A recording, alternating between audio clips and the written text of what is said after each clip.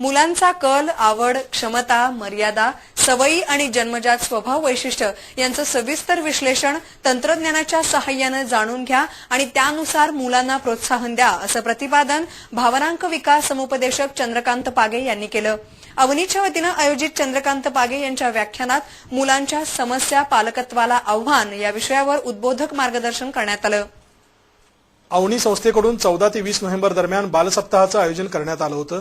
भावनांक विकास समुपदेशक चंद्रकांत पागे यांचं चला मुलांचं भावविश्व समजून घेऊया आणि मुलांच्या समस्या, पालकत्वाला आव्हान या विषयावर व्याख्यानाचं आयोजन करण्यात आलं होतं.